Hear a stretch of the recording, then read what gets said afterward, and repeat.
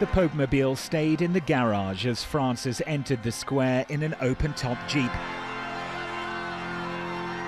In brilliant sunshine, he waved, kissed and charmed his way around the medieval piazza. He even asked his driver to stop and then stepped into the crowd.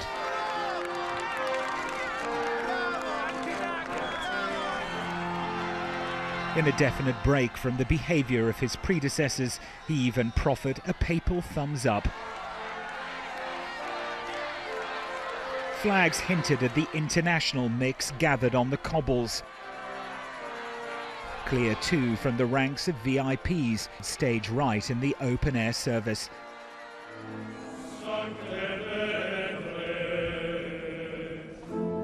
The Mass began inside, Francis praying at the altar of the Confession in the tomb of St. Peter, regarded as the first pope.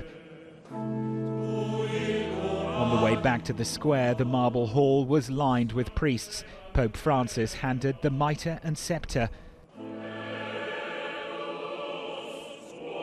Back under a cloudless sky, he was given the symbols of the papacy, the fisherman's ring and the pallium, a woolen scarf representing his role as shepherd of the church. In his homily, he then discussed a pope's priorities.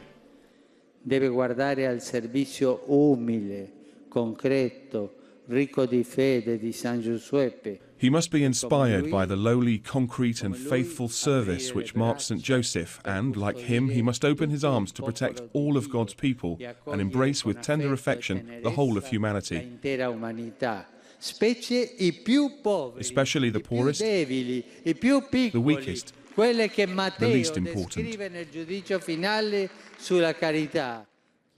The service was over with a blessing. Pater et Filius et Spiritus Sanctus. Then a return to a simple white cassock to meet the VIPs, among them some controversial figures.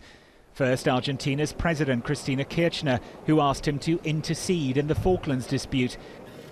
Later, he greeted Robert Mugabe from Zimbabwe, who is subject to an EU travel ban. The Vatican city-state is one of the few places he can visit.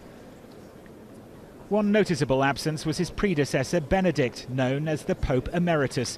He was watching on television. The two men will meet at Castel Gandolfo on Saturday.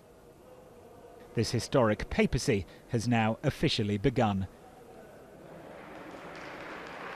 Robert Nisbet, Sky News, Rome.